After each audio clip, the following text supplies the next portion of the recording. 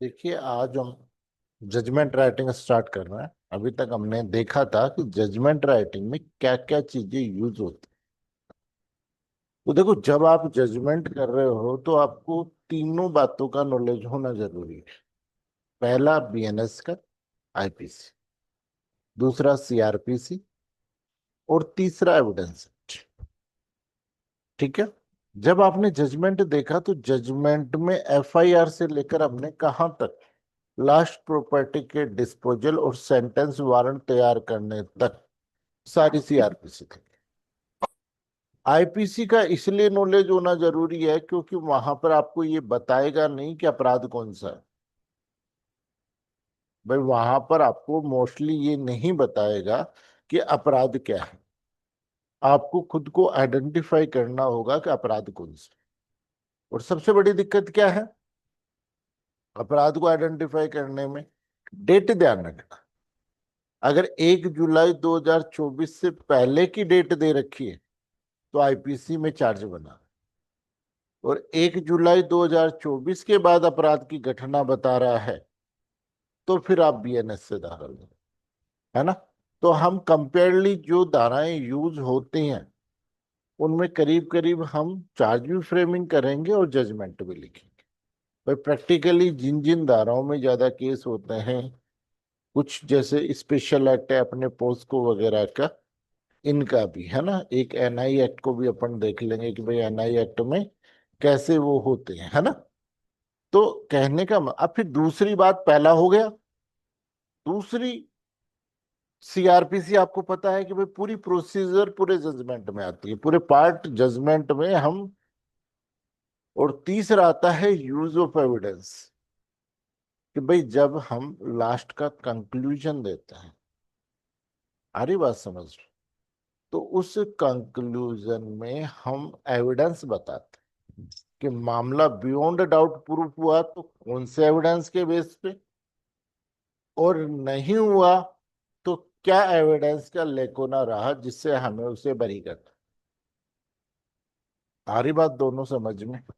तो कहने का मतलब हमें तीनों सब्जेक्टों पर क्या करना है, प्रैक्टिस, पूरी प्रैक्टिस करनी। ये तीनों सब्जेक्टों के बेस पर ही हम, बस इतना ध्यान रखना, बीएनएस और आईपीसी के लिए थोड़ा सा हम चार्ज फ्रेमिंग करेंगे तब करीब करीब ये सारे सेक्शन हम कंपेयर कर लेंगे जो प्रैक्टिकली कोर्ट में यूज होते हैं ज्यादातर। है ना? भाई, प्रैक्टिकली कोर्ट में ज्यादातर जो सेक्शंस यूज होते हैं उन सबको हम कंपेरेटिवली चार्ज फ्रेमिंग में, जजमेंट राइटिंग में, इनमें कर लेंगे। एक बार प्रैक्टिस हम कर लेंगे। लेकिन उस दिन, जिस दिन आप एग्जाम देने जाओ, उस दिन ये जरूर देख लेना कि प्रॉब्लम किस तारीख की थी। मान लो 2019 की घटना बता रहा है और आप बीएनएस का चार्ज लगा रहे हो तो वैसे गलत हो जाएगा। लेकिन और 1 जुलाई 2024 के बाद की घटना बता रहा है और आप आईपीसी का चार्ज बना रहे हो तो वैसे गलत हो जाएगा। है ना? तो ये थोड़ा सा ध्यान रखना आईपीसी और बीएनएस का कि घटना किस दिन की है। ये सबसे महत्वपूर्ण। आगे, कि भाई घटना के दिन को ध्यान रखना, इस हिसाब से आईपीसी आपको याद रखनी है। एविडेंस जिस पर आपका जजमेंट बेस करता है। जैसे आप एमपीयू पेपर देने जाओ, एमपी में वो आपको सब कुछ देता है, बिल्कुल पक्का पक्का माल देता है। 1 घंटे में जजमेंट करना होता है, जो पूरा जजमेंट जैसे कोर्ट में होता है वैसे करना होता है, लेकिन 1 घंटा सफिशियंट पीरियड होता है। आप सारी बातें आराम से कर सकते। वो एविडेंस भी बता देता है, सारी बता देता है। लास्ट में आपको डिसीजन डिसीजन देना होता है बस, और कोई काम नहीं करना। हमारे यहाँ केवल प्रॉब्लम देता है, थोड़ा बहुत एविडेंस देता है, और वो कहता है बस तुम्हारा मन करे जो कर लो। और हमें यहाँ केवल 15 से 20 मिनट मिलती है एवरेज उसको करने की। और 15 से 20 मिनट में, यानी टोटल आधा घंटा, 40 मिनट मैक्सिमम में आपका 20 मिनट का पोर्शन, यानी 20 नंबर का पोर्शन होता है। दोनों में मिलाकर के 40 नंबर का पोर्शन होता है। और डिसीजन का क्राइटेरिया भी यही होता है।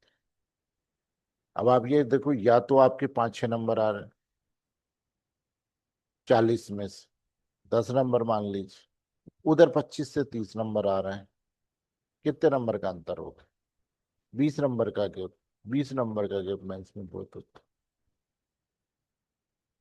जैसे आप किनारे पे आ रहे हो 130-135 पे, तो 20 नंबर अगर आपको और एक्स्ट्रा मिलते हैं तो आप आराम से सिलेक्शन में आ जाते हैं। नहीं तो फिर वही है कि इंटरव्यू दिया है ड्रेस पहन करके, ज्यादा से ज्यादा। नहीं, फिर भी भाई बात वही है कि शुरुआत फिर वहां से होगी, कहाँ से? जी। और देखो, मौका मिल रहा है तो सिलेक्शन करवा। तो अगर मौका मिल रहा है, क्योंकि बाद में जब आप नौकरी में लगते हो ना, तो सीनियरिटी का बड़ा रोल होता है। जितने सीनियर होगे उतनी जल्दी एसीजेम बनोगे, और उतनी ही जल्दी एडीजे बनोगे, और उतनी जल्दी डीजे बनोगे।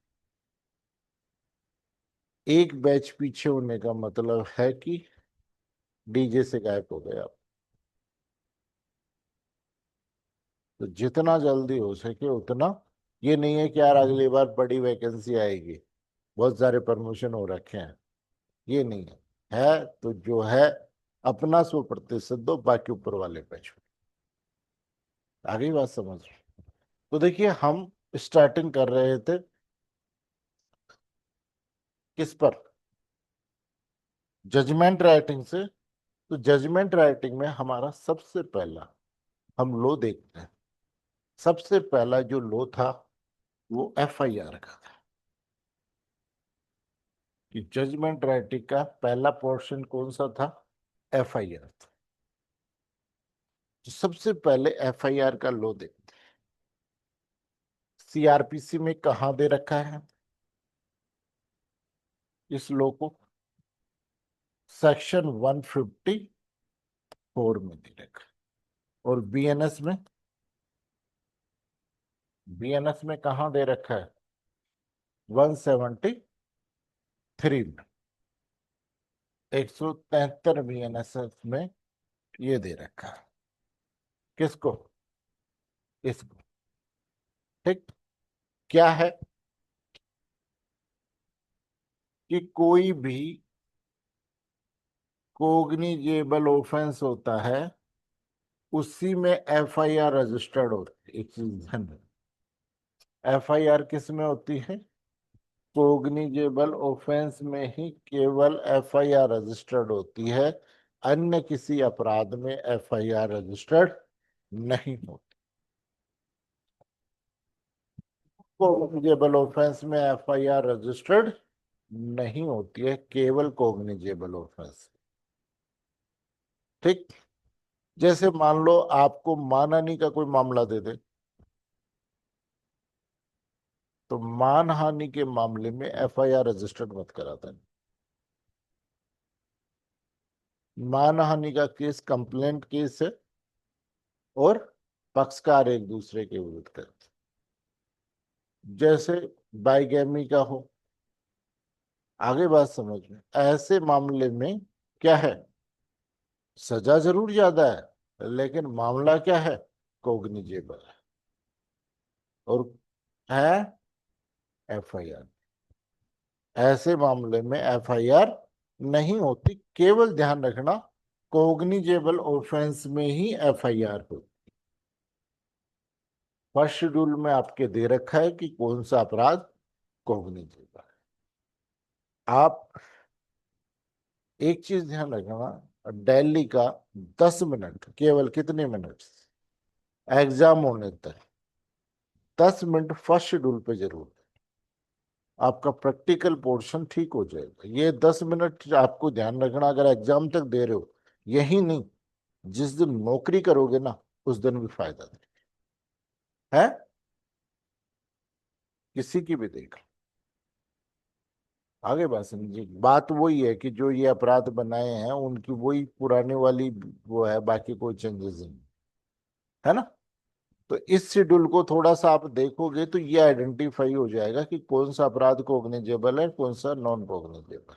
तो सबसे पहले अपराध के लिए आपको क्या आइडेंटिफाई करना होगा? Cognisable offence. सुप्रीम कोर्ट ने ललिता कुमारी वर्सेस स्टेट ऑफ उत्तर प्रदेश 2013 का केस, इसमें सुप्रीम कोर्ट ने ये कहा कि आप पीआई नहीं कर सकते, लिखवाया भी है मैंने, कि आप क्या नहीं कर सकते, प्राइमरी इन्वेस्टिगेशन नहीं करते। एफआईआर आई है, कोग्निजेबल ऑफेंस है, तो आप एफआईआर को क्या करेंगे, रजिस्ट्रेशन करोगे। लेकिन ये आइडेंटिफाई करने के लिए आप पीआई कर सकते हो कि कोग्निजेबल ऑफेंस है कि नहीं, क्योंकि एफआईआर तो तभी होगी जब कोग्निजेबल, अगर कोग्निजेबल ऑफेंस नहीं है तो एफआईआर रजिस्टर्ड नहीं होती है। पुलिस अधिकारी उसे कहाँ लिखेगा, अपने डेली रजिस्टर्ड में, यानी रोज नामचे में उस बात को डालेगा और उसे कहेगा कि भाई साहब सीधा को हम आपकी कोई मदद नहीं कर। आगे बात समझिए। तो सबसे पहली शर्त की कोग्निजेबल ऑफेंस की अगर रिपोर्ट कहाँ दी जाती है, पुलिस अधिकारी को दी, एसएचओ को। तो एसएचओ की ड्यूटी है कि उसे क्या करे, लेखबद्ध करे। ध्यान रखना वहां पर केवल यही दे रखा है, सेल वर्ड दे रखा है कि कोग्निजेबल ऑफेंस की अगर रिपोर्ट दे रहा है तो पुलिस मना नहीं कर सकती कि हम एफआईआर रजिस्टर्ड नहीं करेंगे। अगर अगर उस एफआईआर में संज्ञेय अपराध है तो पुलिस को एफआईआर लिखनी ही पड़ेगी। ठीक। अब कई बार क्या होता है कि कोई व्यक्ति कम पढ़ा लिखा होता है, उसे एफआईआर लिखना नहीं आता है, तो एफआईआर ओरल भी दी जा सकती है। कई बार आप इंटरव्यू देने जाते हो तो आपसे पूछ लेता है कि क्या लिखित में, वो सॉरी ओरल एफआईआर भी दी जा सकती है। तो ओरल एफआईआर दी जाती है तो पुलिस अधिकारी की ड्यूटी है कि जो वहां बैठा है वो उस एफआईआर को लिखेगा। मैं जब चौमू पोस्टिंग थी तो मेरे पास गोविंदगढ़ थाना जुडिक्शन में आता, तो एक वकील साहब ने, एक जब इन्वेस्टिगेशन ऑफिसर आया तो उससे बोला कि भाई एक बात बताओ कि मैंने ये देखा है कि आपको ये पाया है कि ज्यादातर थाने की जो एफआईआर है वो आपके हाथ से लिखी हुई, तो आपका इंटेंशन है। उसने कहा कि साहब ग्रामीण एरिया है, कोई व्यक्ति सीधा आएगा और मेरी डीओ ड्यूटी लगी हुई है तो एफआईआर तो मैं मेरे हाथ से लिखूंगा, पढ़ करके सुनाऊंगा और उसके साइन करवाऊंगा। तो मेरे हाथ से एफआईआर क्यों नहीं हो सकती, इसमें कहाँ डाउट है। आगे बात समझ में। तो 154 फर्स्ट में ओरल भी हो सकती है और रिटर्न भी। पुलिस अधिकारी की ड्यूटी है कि संज्ञेय अपराध है तो एफआईआर को क्या करेगा, रजिस्टर्ड करेगा। आगे बात। फिर अब क्या हुआ, रजिस्टर्ड के दूसरा बात कि उसके साइन कराएगा, एक कॉपी दे। लेकिन अब एक बात आ गई, अब क्वेश्चन ये आया कि FIR is a public documents. FIR क्या है, पब्लिक डॉक्यूमेंट्स। और जनता को ये पता होना चाहिए कौन से थाने में कितने मामले चल रहे हैं और किस किस के विरुद्ध क्या क्या एफआईआर। नहीं, मान लो किसी को अपनी लड़की के लिए लड़का देखना है तो वो भी देख सकते हैं कि इसके खिलाफ कोई एफआईआर तो नहीं है थाने में, है कि नहीं। तो एफआईआर रजिस्ट्रेशन के लिए सुप्रीम कोर्ट ने एक डायरेक्शन दी, भाई आप 24 घंटे में उस एफआईआर को ऑनलाइन कर। ये डायरेक्शन दिए 2016 के अंदर। किसका नाम लिखिए, यूथ बार एसोसिएशन। किसका नाम लिखिए, youth bar association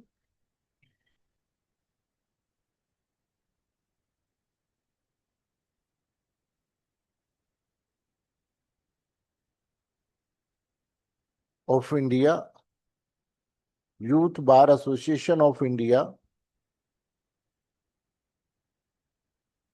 versus union of India, 2016 supreme court. इस मामले में हॉनरेबल सुप्रीम कोर्ट ने कहा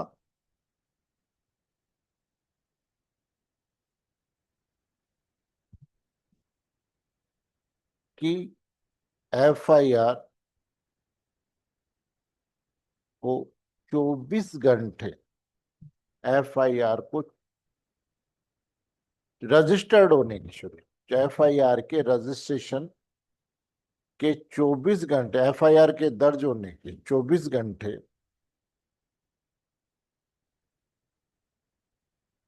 24 आवर्स में एफआईआर को पुलिस अपने पोर्टल पर ऑनलाइन करेगी।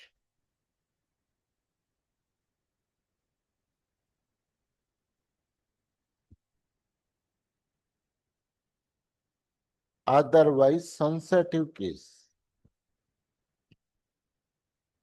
अपलोड करेगी, सिवाय सेंसिटिव केस, सिवाय सेंसिटिव वो क्या बोलेंगे, संवेदनशील मामलों।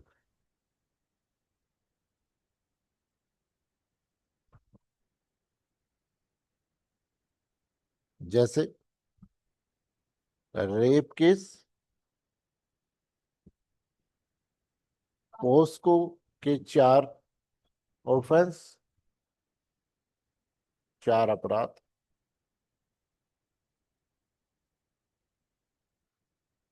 सांप्रदायिक स्वार्थ, कम्युनल ऑफेंस, सांप्रदायिक,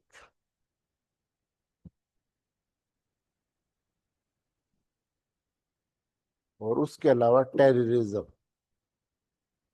टेररिज्म आतंकवाद से संबंधित,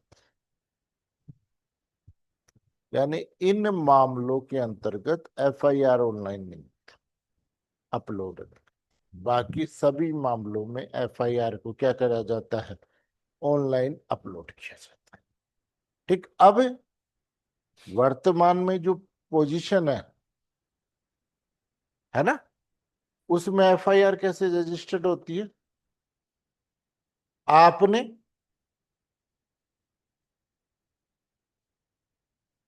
एफआईआर दे दी, ठीक,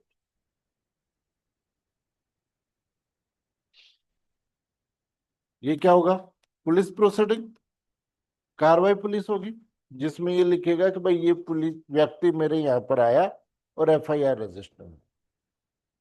अब केवल इस कार्रवाई पुलिस में 2 ही बातें लिखी जाती हैं, पहला ऑफेंस अंडर सेक्शन, और दूसरा investigation officer.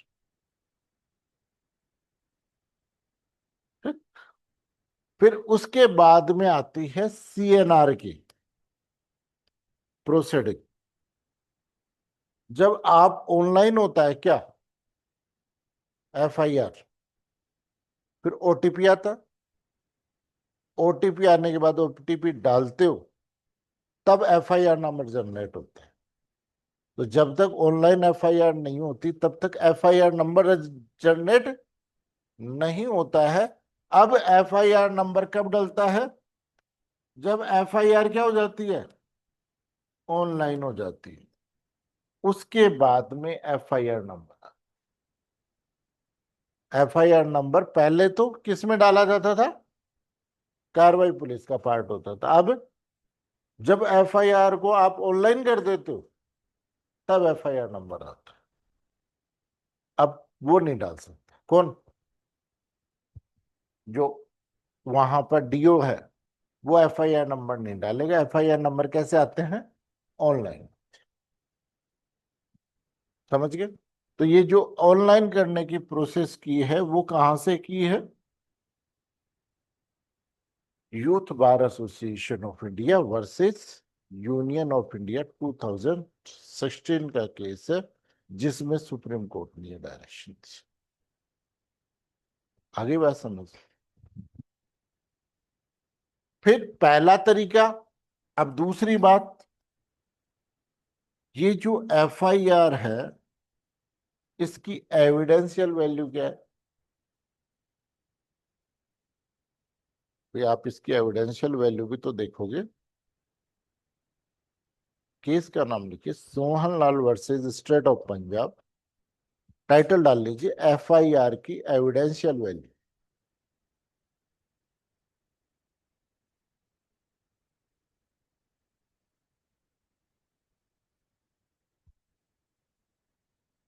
Sohan Lal versus state of Punjab, state of Punjab.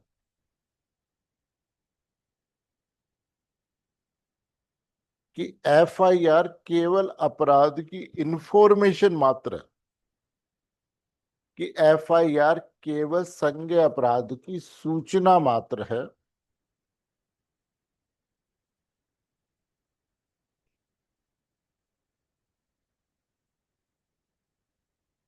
यह कोई सबस्टेंटिव एविडेंस नहीं है, सारभूत साक्ष्य नहीं है, सारभूत या सबस्टेंटिव।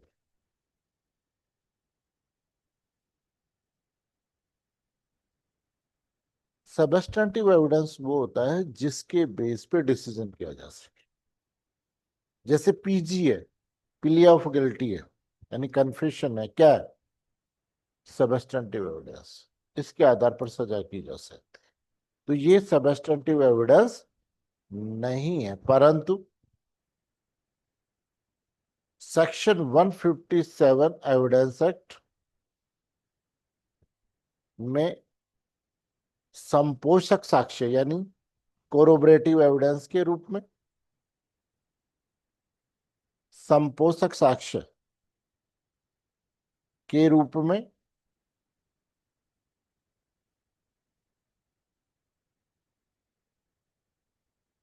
तथा सेक्शन 145 में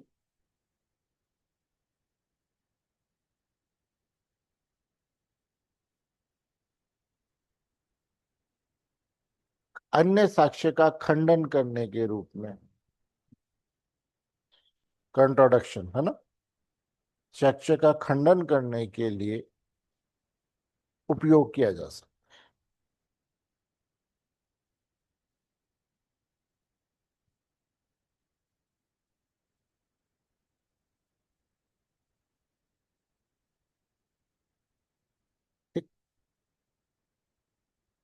अब जैसे मान लीजिए मैं जब 2009 में जेलों का इंटरव्यू देने गया तो मेरे से एक क्वेश्चन पूछा बोर्ड ने कि भाई एक बात बताओ कि आप थाने पे गए और थाने पर जाने के बाद पुलिस ने आपकी एफआईआर रजिस्टर नहीं की, तो आपके पास में सेकंड उपचार या रेमेडी क्या है कि आप अपनी एफआईआर रजिस्टर्ड करवा लें? कि थाने पे गए और आपकी एफआईआर रजिस्टर्ड नहीं हुई, अब आपके पास में क्या रिलीफ है कि आप अपनी एफआईआर को रजिस्ट्रेशन करवा लो? तो अगर आपकी एफआईआर रजिस्टर्ड नहीं हुई तो सेकंड ऑप्शन है सेक्शन 154 का 3,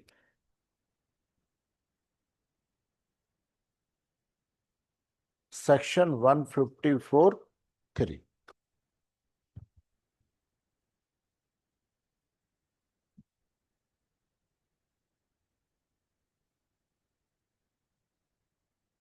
कि आप क्या कर सकते हो, एसपी के पास में क्या कर सकते हो, डाक द्वारा, डायरेक्ट नहीं। अगर डायरेक्ट का प्रोविजन कर देते तो जिन जिन की एफआईआर दर्ज नहीं होती वो सारे एसपी के पास पहुंच जाते, और एसपी का एक ही काम हो जाता है, क्या? एफआईआर रजिस्टर्ड करना है। तो वो कहता है आप चाहे डायरेक्ट जाओ, तो वहां पर एक वो बना रखा है, क्या? केवल जो डाक रिसीव करना है, ऑफिस बना रखा है। या फिर आप बाय पोस्ट भेजते, एसपी के पास आप डायरेक्ट एफआईआर रजिस्टर्ड कराने के लिए नहीं जा सकते, साहब मेरी एफआईआर रजिस्टर्ड करो। आप सीधा एसपी के पास नहीं जा सकते एफआईआर रजिस्ट्रेशन करवाने के लिए।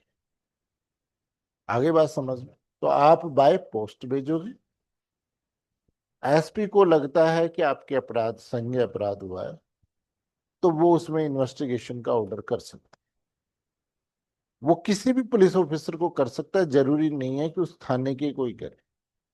और जिस पुलिस ऑफिसर को करता है और मान लो वो थाने के अलावा है, तो उस मामले में वही पावर यूज कर सकता है जो एसएचओ उस मामले में पावर यूज कर सकता है। तो पहली रिलीफ, अब दूसरा रिलीफ हो रही है क्या? डाक द्वारा या टेलीफोन द्वारा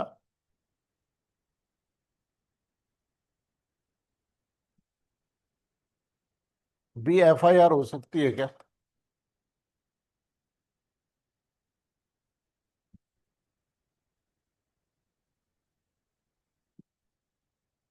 नहीं। तो देखो, सबसे पहले जो इस पे लो था वो था Sakaram versus state of Maharashtra. इस पे जो सबसे पहला केस था वो था सकाराम वर्सेस स्टेट, सकाराम, तय, ख, Ram versus state of Maharashtra.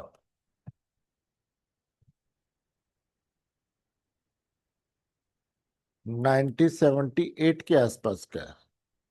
एक बार कंफर्म कर लेना सन को, है ना? चाहे गूगल पे डाल के कर, है ना?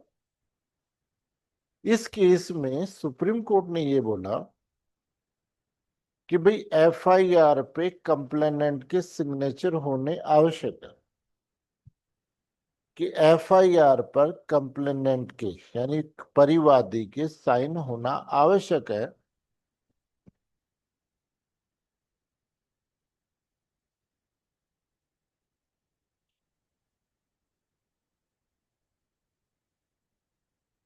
इसलिए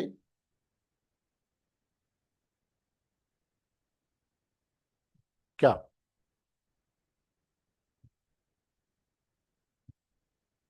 टेलीफोन पर दी गई सूचना एफआईआर नहीं हो सकती? टेलीफोन पर दी गई सूचना एफआईआर नहीं हो सकती।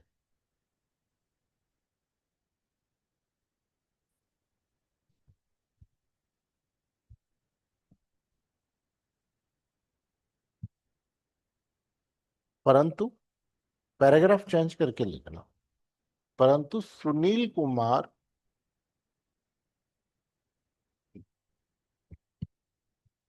Versus state of Madhya Pradesh, versus state of Madhya Pradesh, Sunil Kumar versus state of Madhya Pradesh. इस केस में ऑनरेबल सुप्रीम कोर्ट ने कहा कि अगर दिल्ली रजिस्टर्ड या रोजनामचे में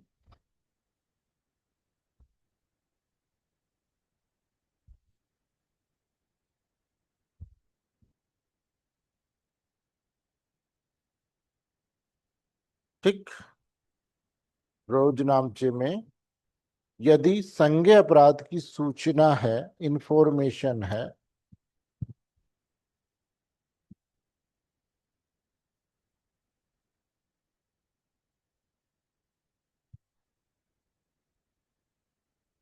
और सूचना है तो, सॉरी, है तो पुलिस अधिकारी इन्वेस्टिगेशन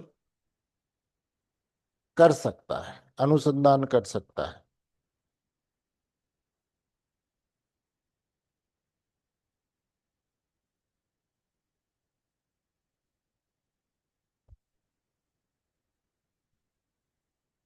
फिर लिखिए बीएनएस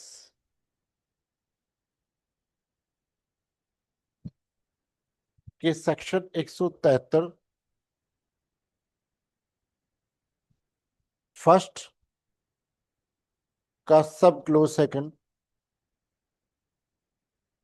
का सब क्लोज सेकंड, ये वाला सेकंड।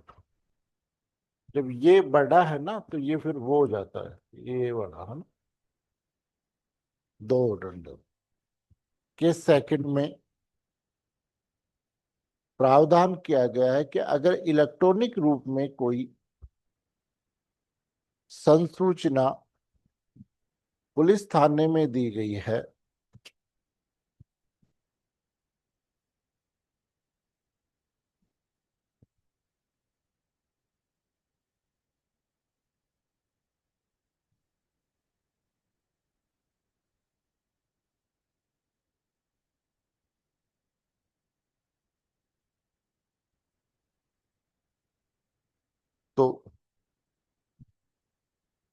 तो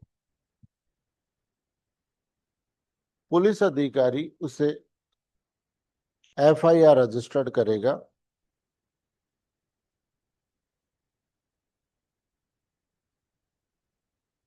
वो कंप्लेनेंट के लिए आवश्यक है कि एफआईआर रजिस्ट्रेशन के 3 दिन में आकर, एफआईआर रजिस्ट्रेशन के 3 दिन में आकर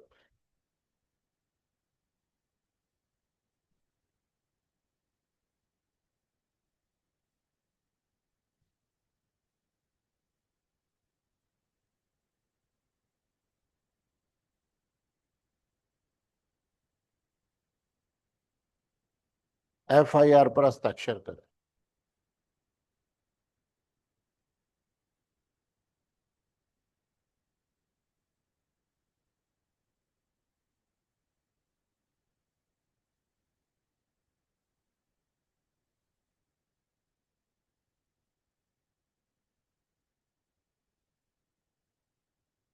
एक केस था, दिल्ली वर्किंग वुमन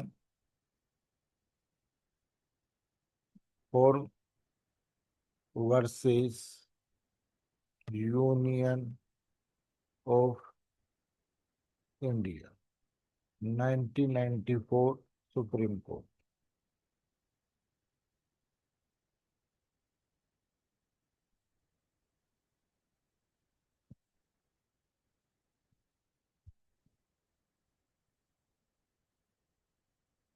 ठीक। और एक केस था, विशाखा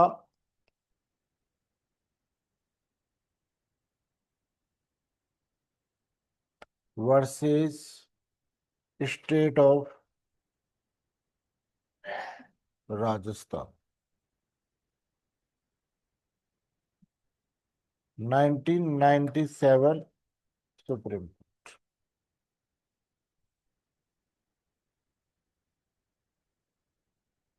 दो case.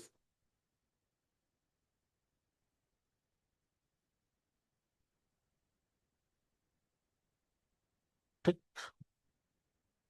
State of Rajasthan, 1997, supreme Court. देखिए, एक चीज मैं बताऊं आपको,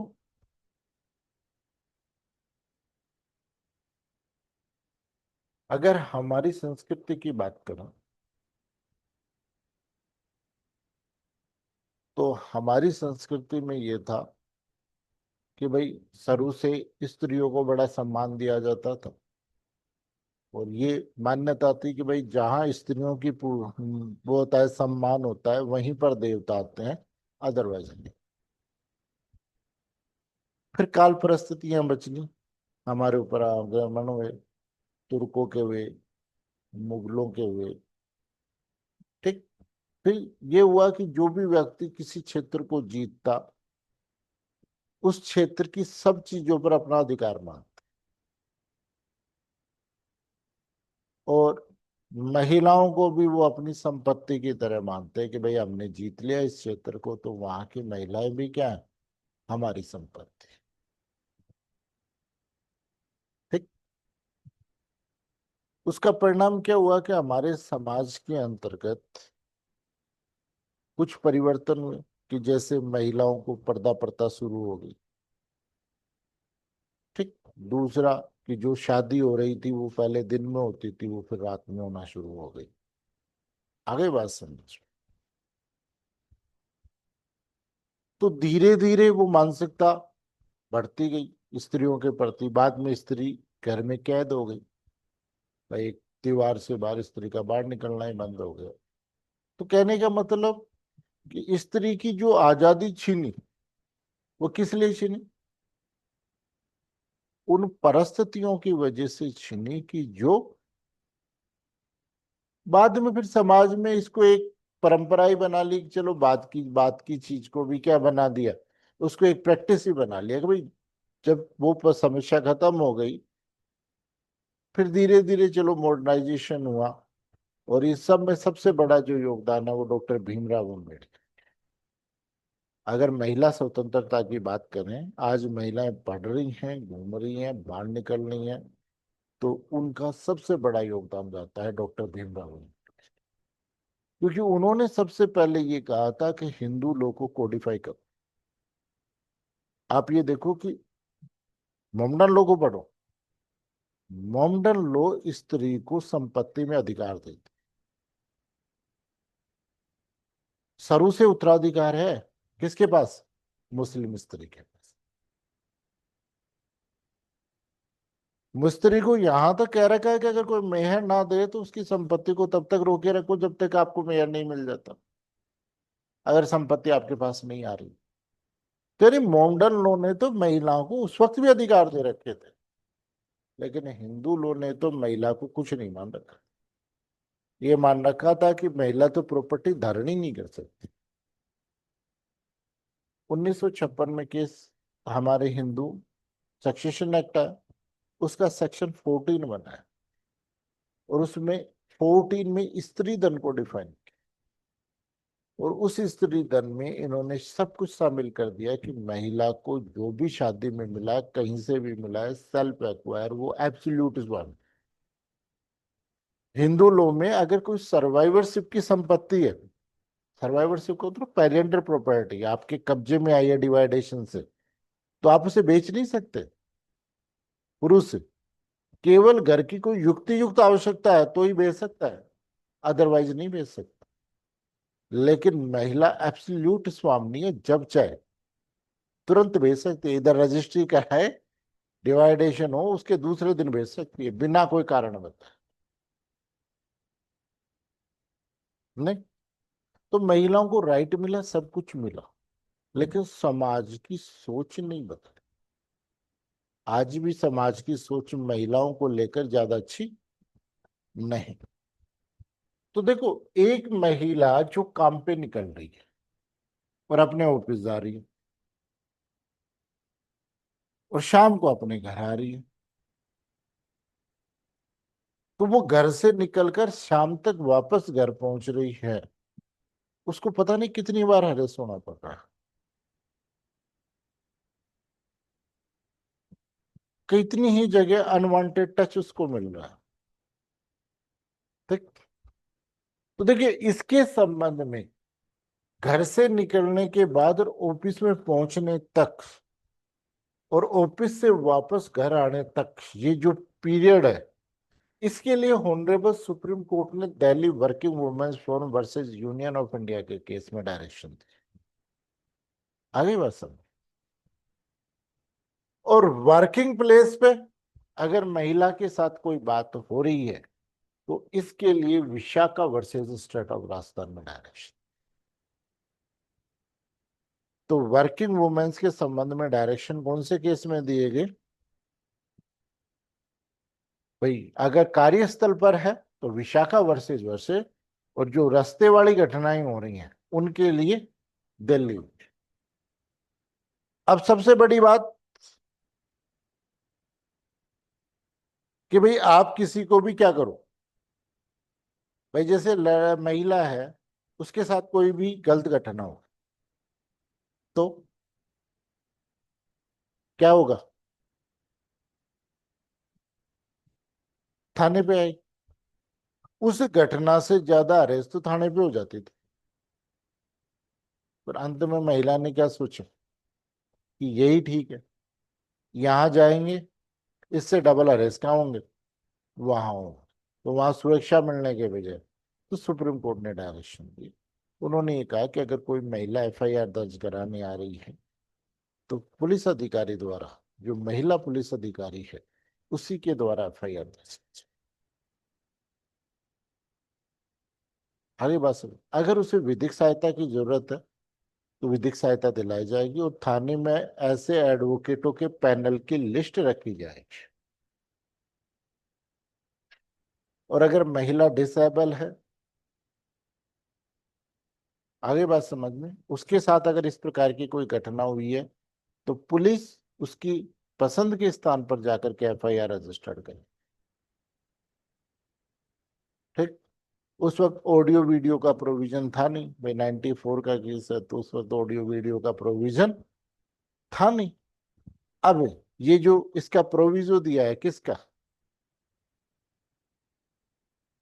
इसके सेक्शन 173 फर्स्ट या 154 फर्स्ट में जो प्रोविजो दिया है वो कहाँ से लिया हुआ है, इस केस के जो डायरेक्शन थे कौन से, Delhi working women form versus union of India का जो केस था उससे डायरेक्शन, है ना।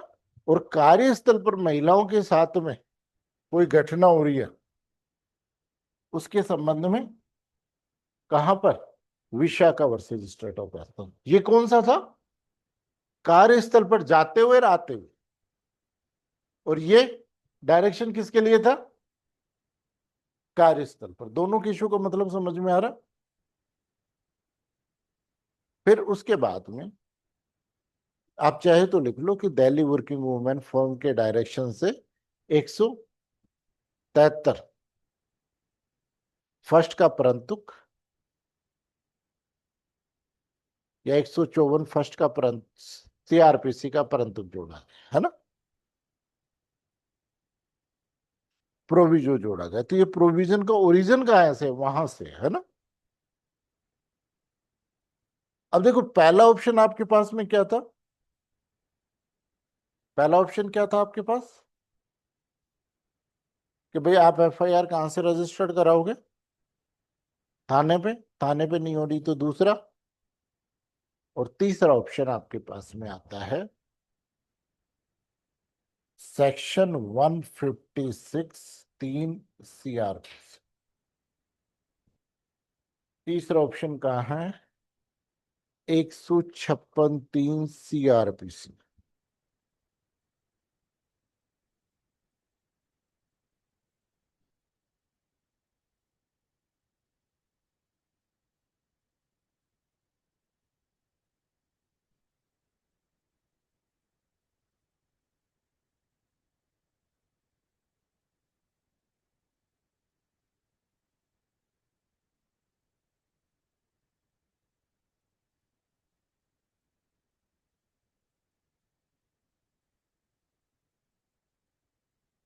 156 3 सीआरपीसी में क्या प्रावधान किया गया है, लिखिए कि सेक्शन 156 3 सीआरपीसी में मजिस्ट्रेट पुलिस को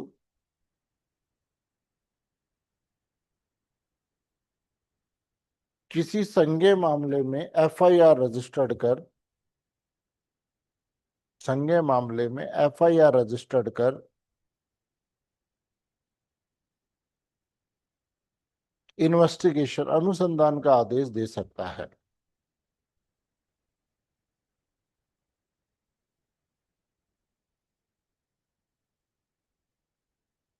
परंतु Priyanka Shrivastava and others versus state of Uttar Pradesh and others,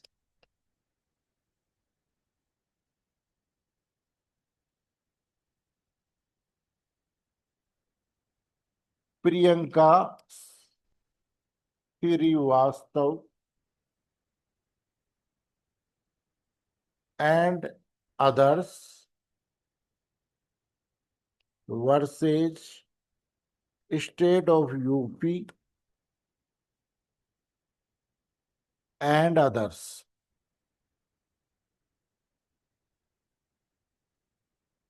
AIR 9 2015 Supreme Court, 2015 Supreme court.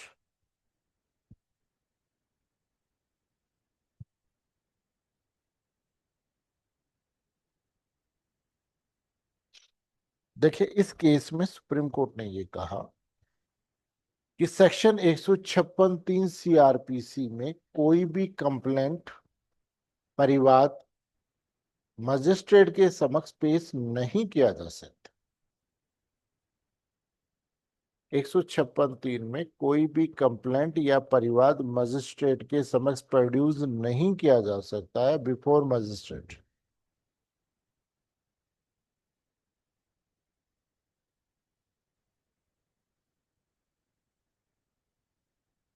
सिवाय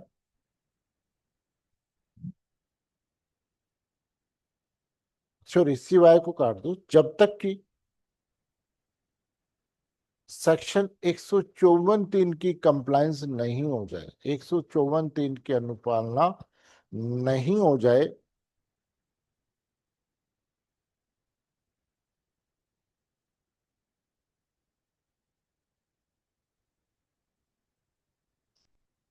और दूसरा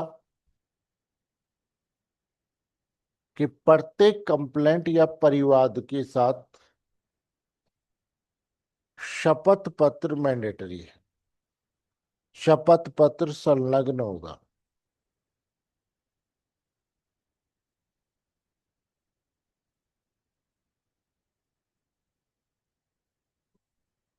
होगा। आगे, तो नेक्स्ट आपके पास रिलीफ क्या है? और मान लो मजिस्ट्रेट ने भी नहीं दिया तो हाई कोर्ट में कहा?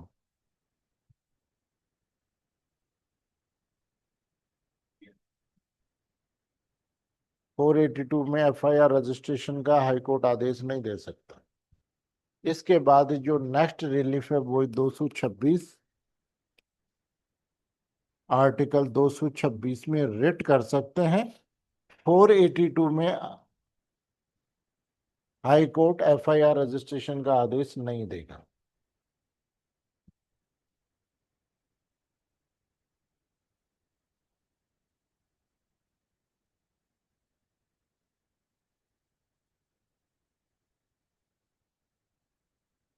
फोर एटी टू सीआरपीसी में एफआईआर का आदेश नहीं देगा।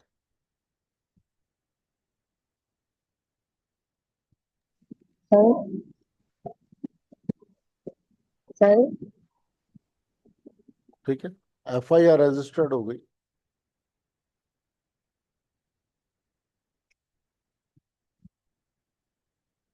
हो गई एफआईआर रजिस्टर्ड, कल इन्वेस्टिगेशन कर ले। नहीं, आज एफआईआर रजिस्टर्ड हो गई, कल इन्वेस्टिगेशन। अब जो कल आपकी प्रॉब्लम थी ना, वो एग्जिबिट कब पढ़ते हैं, ये पढ़ते हैं, तो हम कलेक्शन ऑफ एविडेंस देखेंगे, तो ये समस्या भी खत्म हो जाएगी। ठीक है। सर। आर्टिकल 226 में रिट करेंगे, लेकिन 482 में सीआरपीसी में दर्ज करने का आदेश नहीं देगा। मैं रिट कर सकते हैं, लेकिन सेक्शन 482 सीआरपीसी में हाई कोर्ट एफआईआर रजिस्ट्रेशन का आदेश नहीं देगा। रिट कर सकते हैं, 482 में एफआईआर का रजिस्ट्रेशन नहीं देगा, अभी सुप्रीम कोर्ट के डायरेक्शन है ना। परमादेश।